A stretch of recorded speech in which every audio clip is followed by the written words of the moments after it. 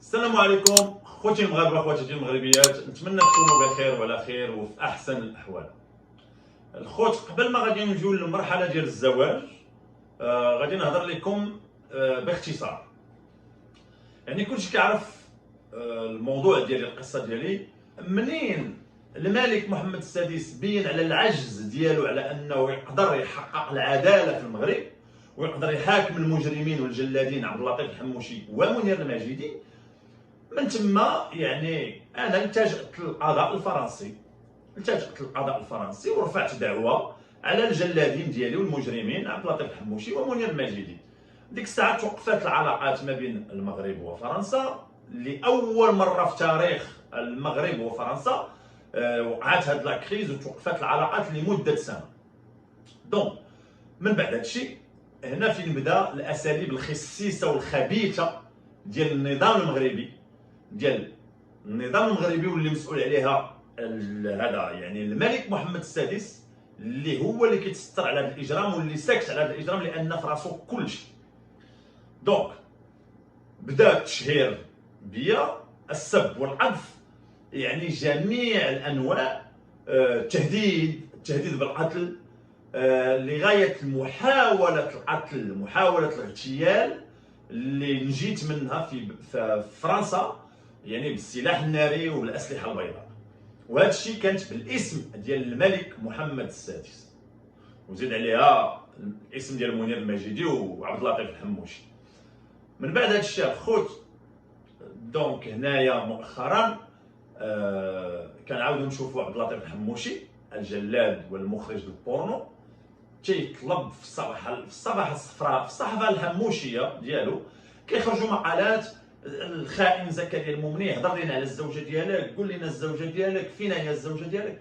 كيسالوا على الزوجه ديالي، كيدخلوا لي الحياه الخاصه ديالي اللي انا ماشي شخصيه عموميه، انا ماشي وزير، انا ماشي رئيس، انا ماشي مالك، انا ما كنسرقش فلوس الشعب، انا ما كناخذش فلوس الشعب، انا ما كنتخلصش من فلوس الشعب.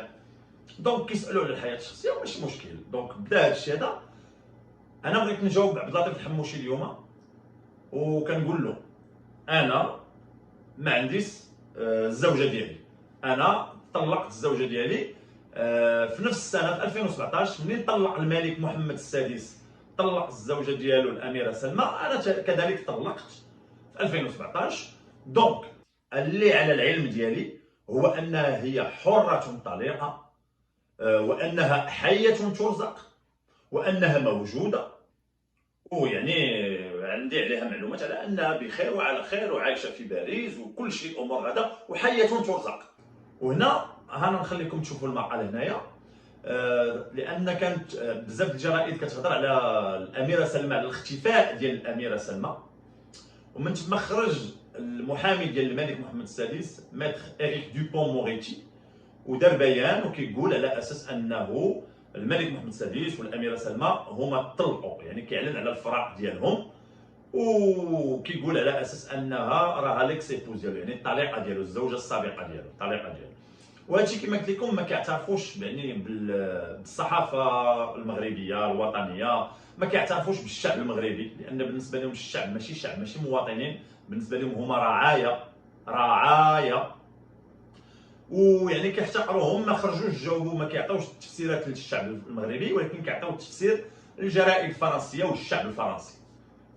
دونك هنايا في هذه الوقيته هذه انا دابا كنشرح لك عبد اللطيف الحموشي انني ناوي نتزوج.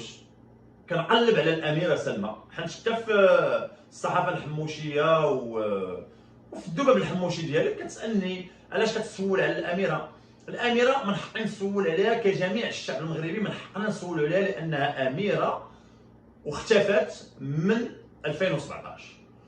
واللي غادي نزيد الخصوصيه ديالي انا، اللي غادي نزيدها من غير انني من الشعب المغربي وكنسول عليها، عندي واحد الخصوصيه اخرى هو كنسول عليها لانني باغي نتزوج بها، باغي نتقدم لها للزواج، باغي نطلب، انا كنقولها من هنا من هذا المنبر، كنطلب يد الانسه سلمى بناني، الاميره سلمى بناني المطلقه، اللي هي نورمالمون خاصها تكون حره، كنطلب سيدي اليد ديالها للزواج على سنة الله ورسوله. واش هادشي فيه شيء؟ حنا بغينا نتزوجوا، بغينا نديروا وليدات. انا عبد اللطيف الحموشي، انت كتسول احنا غنجاوبوك. قلت لك هادشي زعما بغيتي تدخل على الحياه الخاصه ما كاين حتى شي مشكل. الا كانت هادشي كيعنيكم انا نعطيكم نجاوبكم نغديو لك هاد الغريزه اللي ديال باغي تعرف كلشي. احنا نقولوا لك يعني انا زكريا مومني كنقلب على الاميره سلمى، يعني كما كيقلب على الشعب كامل باغي نعرفوها فين هي، واش هي حيه، واش هي محتجزه، واش هي كما يروج. وشخصيا وخصوصيه ديالي هو انني انا كنتسلول عليها من اجل باغي نتقدم ليها باش نطلب اليد ديالها للزواج على سنه الله ورسوله. وهنا من هنا كنقول لك من هذا المنبر انا راه ملي غادي نتزوج بالاميره سلمى راه غادي نحيد ليها اللقب ديال لالا الاميره لالا سلمى، يعني غتولي الاسم ديالها سلمى مومني فقط. دونك هنا دونك من حقي، هذا من حقي، هذا حق شرعي، حق من الحقوق المشروعه انني نتقدم لواحد الانسانه ونطلبها للزواج. دونك الاميره سلمى السيده مطلقه، يعني مطلقه هي حره ومن حقها تعاود حياتها ومن حقها تعيش حياتها. وانا زكريا المومني يعني انا طلقت في نفس السنه اللي طلق فيها الملك محمد السادس 2017. انا يعني عازب بحال هي عازبه، ومن حقي انا نتزوج، ومن حقي من حقنا نتزوجوا ونديروا وليدات وداك الشيء عادي هادشي. دونك لذلك فانا كنعاود نسول اين هي الاميره سلمى؟ اين هي الاميره سلمى؟ وعبد اللطيف الحموشي جلاد المجرم مخرج للبورنو كنقول لك من هذا المنبر ما تبقاش تكتب ليا، ما تبقاش تجي وتقول لي علاش كتسول عليها، شكون انت باش تسول عليها، علاش كتسول عليها دير شغلاتك. راه حقي، من حقي دابا نسول عليها. انا باغي نتزوج بالسيده، انا كنقلب على الاميره سلمى، انا باغي نتزوج بها، من حقي نسول عليها. واش دابا هادشي غيرتحك؟ اذا بلا ما تبقى تجي تسولني علاش ما علاش، احنا قلنا، احنا خرجنا معاكم ليها نيشان، احنا قلنا لكم ها هي كنسول على الاميره باغي نتزوج بها. وما كاينش شي واحد عنده الحق يهضر من غيرها هي. ما كاينش واحد يمكن له يتدخل لها في الحياه الخاصه ديالها من غيرها هي. الا خرجت الاميره وتجاوبني تقول لي نعم ساده مسيو زكريا مومني انا موافقه، او تقدر تقول لي مسيو زكريا مومني انا ما باغاش نتزوج، وهذاك من حق، هذاك كيبقى الحق ديالها، وهنا كان يعني وانا كنحترمه. ولكن ما كاينش شي واحد في هذا الكون اللي غادي يقول لي ما تسولش عليها ولا ما تهضرش عليها. انا كنسول عليها. ها هو هذا يعني شنو بغيت نقول لكم، يعني حجه كافيه باش انك ما تبقاش يجي شي واحد يسولني علاش كتسول عليها. صافي كنسول على السيده باغي نتزوج بها، صافي شفينا هو المشكل. دونك فوالا. وخاص الملك يعرف واحد الحاجه، الملك محمد السادس خاصك تعرف واحد الحاجه، ان هذا الاجرام اللي كيدير عبد اللطيف الحموشي وهذا الاجرام اللي كيدير منير المجيدي، وخاصه هذا الاجرام مؤخرا ديال عبد اللطيف الحموشي اللي كيسال على الزوجات ديال الناس وهذا. دونك حنا بغيتو نشاركوا معكم يعني الحياه الزوجيه، بغيتو نشاركوا معكم الحياه الخاصه، احنا غنشاركوها معكم. دونك ها هو زكريا المومني كيقول لكم يعني كنتقدم الطلب ديال اليد الانسه المصونه الاميره سلمى بناني، وكنطلبها للزواج. وكما قلت ملي غنتزوجوا ان شاء الله غادي نحيد لها اللقب ديال الاميره وديال لالا، وغادي يولي الاسم ديالها سلمى مومني فقط. بركه. دابا اول حاجه خاص الاميره تبان، والحياه ما كتمنعش لشي واحد انه يطالب بالانسانه بالزواج على سنه الله ورسوله، ما كاين فيها حتى شي حاجه. دونك الانسانه الوحيده اللي من حقها ترفض واللي من حقها تقول لي لا وما تسولش عليا ولا هذا هي الاميره سلمى. النهار اللي تخرج الاميره سلمى في فيديو في التلفازه وعبر شي قناه ونشوفها كتكلم، ماشي غير بيان، ماشي غير بلاغ ما كاينش بلاغ، لا تخرج وتقولها بفمها، تخرج تقولها ما عرفناش حنا، يشاع على انها محتجزه، يشاع على انها قتلت. انا الخوت بغيت نعرف، وما كاينش شي واحد اللي يقول لي لا، وما كاينش شي واحد عنده الحق كنقول لكم من غيرها هي اللي يمكن ليها تخرج في فيديو او لا عبر التلفازه وتقول مسيو زكريا مومني شكرا وهذا انا ما قابلتش للزواج مثلا، وهذاك الشيء صافي عادي. دونك شي حاجه اخرى. وباش نزيدكم يعني ماشي في الاسابيع المقبله او الاشهر المقبله، يعني ما تبينوهاش وتخرج مثلا تقولوا راه ماتت السيده بكورونا ولا ماتت شي موته ولا هذا. نو نو نو نو نو نو، خاصها تبان دابا خاصكم تبينوها. عاد ديك الساعه الا ماتت ولا شي حاجه يعني يمكن للشعب المغربي ويمكن لنا نتقبلوها.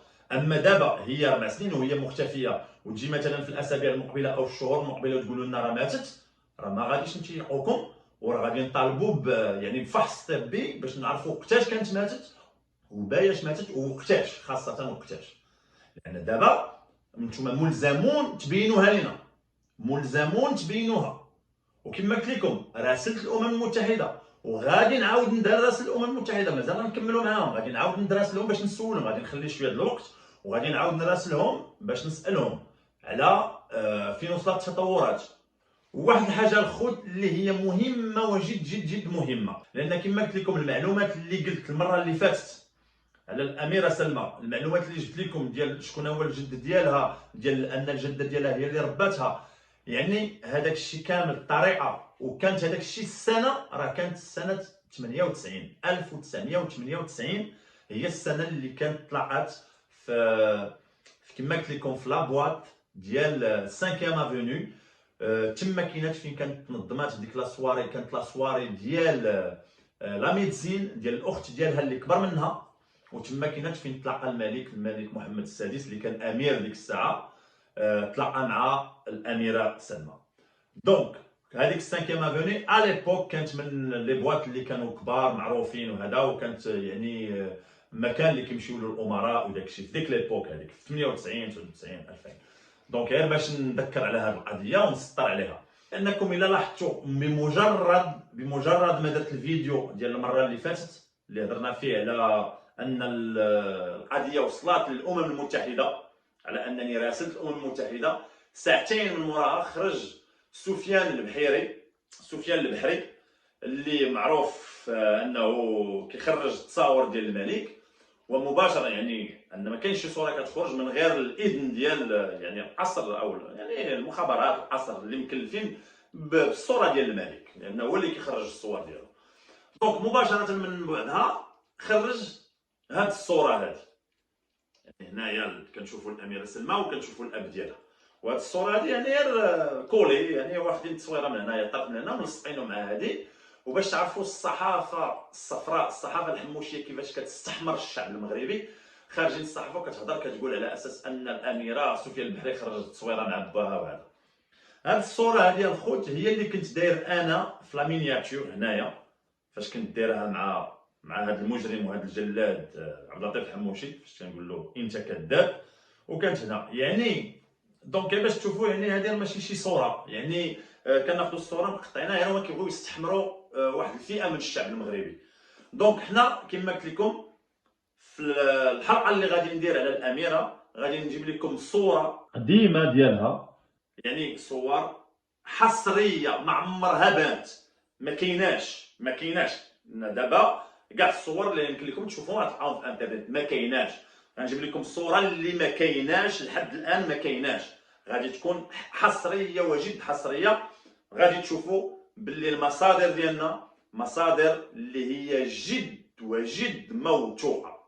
وان شاء الله موعدنا الخوت الحلقه المقبله، نتمنى لكم يوم مبارك، مع السلامه.